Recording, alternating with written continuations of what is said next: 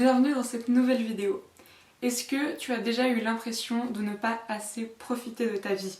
Qu'il faudrait que tu fasses toujours plus, que tu voyages plus, que tu aies plus de fun, plus d'amis, plus d'histoires à raconter? Plus spécifiquement, si tu es au début ou au milieu de ta vingtaine, est-ce que tu as déjà eu l'impression de te sentir obligé de profiter des meilleures années de ta vie? Parce que moi oui, et beaucoup de personnes autour de moi aussi. Et puisque je remarque de plus en plus ce genre de pensée et de pression sociale par rapport au fait de profiter de ses meilleures années de sa vie et de vivre pleinement sa vingtaine, j'ai décidé de creuser pourquoi est-ce qu'on se sent comme ça, en espérant couvrir la discussion sur ce sujet, permettre de déconstruire les croyances qui se cachent derrière, pour pouvoir arrêter cette course à faire toujours plus et être satisfait avec ce qu'on a déjà et ce qu'on fait déjà. C'est parti!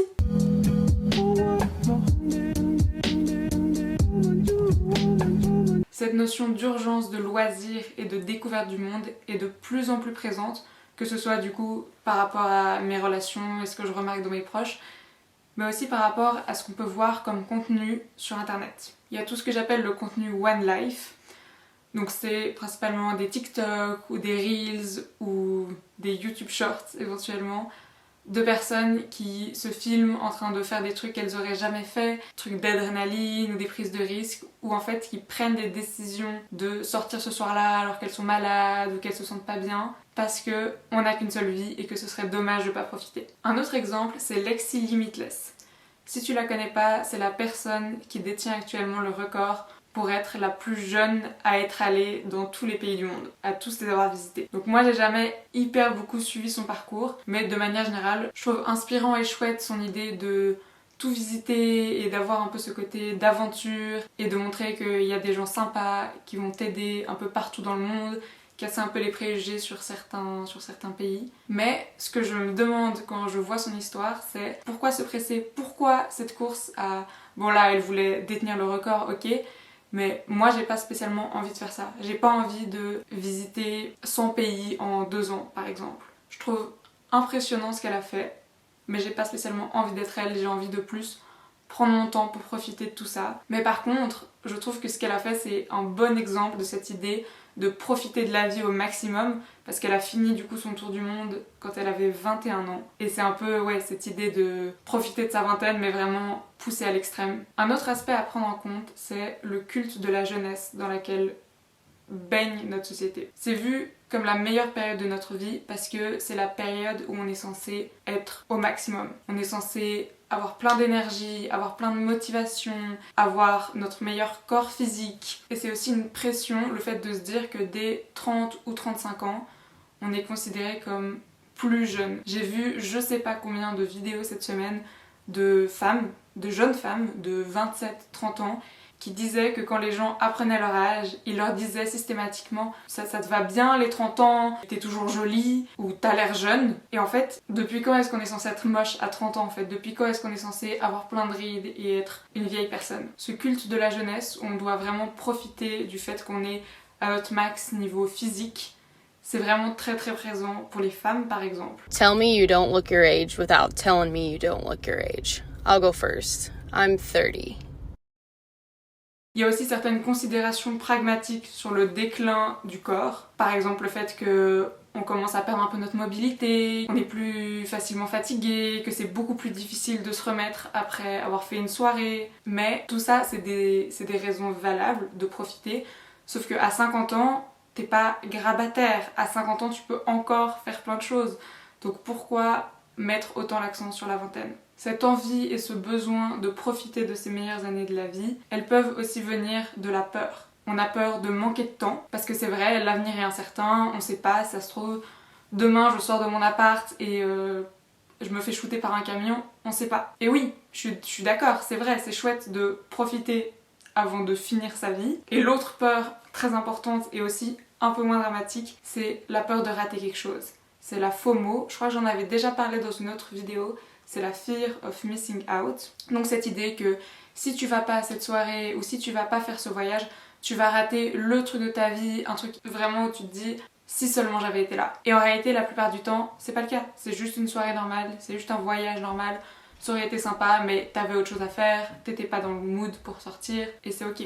Mais il y a quand même énormément de gens et beaucoup de jeunes qui ont du mal avec cette idée et qui ont besoin de participer à tout le temps, justement parce qu'ils ont peur d'avoir des regrets ou de rater quelque chose. Et ça, c'est encore accentué parce qu'avec les réseaux sociaux, on peut voir tout ce que les gens font et souvent les personnes qui postent sur Instagram, c'est des gens qui sont en train de faire quelque chose de fun. Ce mindset, il est nul, en tout cas selon moi, parce que quand on parle de profiter de la vie, on prend pas en compte le fait que différentes choses apportent de la joie à différentes personnes. C'est une façon de dire que quand tu es dans la vingtaine, tu devrais sortir faire la fête, tu devrais faire plein de voyages, faire des trucs un peu risqués qui te donnent de l'adrénaline, avoir plein de relations sans attache et sans lendemain. Parce que si tu ne le fais pas, tu vas regretter. Et je doute pas que pour certaines personnes, tout ou une partie de ces activités sont attirantes et désirables, mais ça m'étonnerait que ce soit le cas de tout le monde. Enfin même, je le sais, tout le monde n'a pas envie de faire ces choses. Sauf que comme la société nous dit qu'il ne faut pas passer à côté de ces choses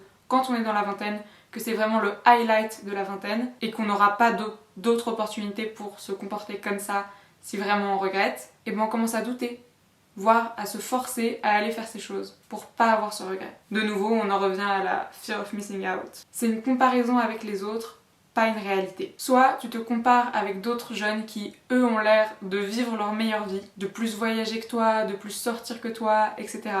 Mais déjà, t'as absolument aucune façon de savoir s'ils sont réellement plus heureux que toi en vivant comme ça. Et si ça se trouve, c'est un cercle et eux-mêmes, ils sont en train de se comparer à quelqu'un d'autre parce qu'il y a toujours quelqu'un qui a l'air d'avoir une vie plus parfaite que toi. Soit tu écoutes les personnes plus âgées qui, elles, éprouvent des regrets et qui te disent « profite de la vie ». Elles te poussent à faire toujours plus, sauf que leurs regrets, ça ne les concerne qu'elles et ça ne dit absolument rien sur toi. Seul toi peux juger si tu as un bon équilibre entre profiter de la vie, avoir du fun et rester fidèle à ce que tu as vraiment envie de faire et construire le futur que tu désires. Bon, bah super, maintenant on a déjà vu un petit peu pourquoi est-ce qu'on a ces mécanismes, sauf que comment sortir de cette idée qu'il faut qu'on profite. Déjà, je pense qu'il faut challenger cette idée que les meilleures années de notre vie, c'est la vingtaine. On pense ça parce que c'est la première période de notre vie où on est indépendant, où on commence à se détacher de la cellule familiale et qu'on commence à se créer une vie personnelle en tant qu'individu. C'est aussi pour beaucoup de personnes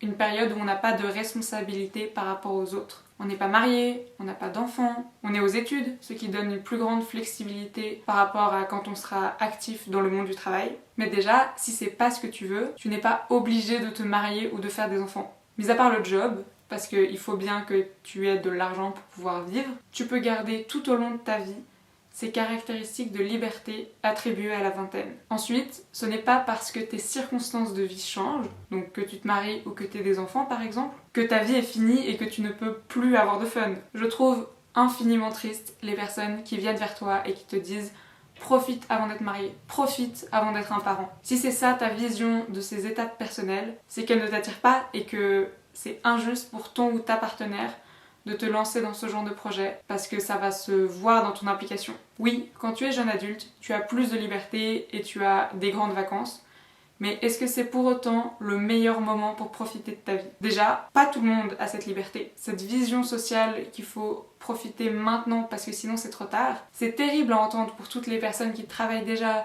qui doivent s'occuper d'un proche, qui n'ont pas cette liberté en fait, associée à la vingtaine. Ça leur donne l'impression de passer à côté de quelque chose et de rater des opportunités qui ne se présenteront plus jamais dans leur vie.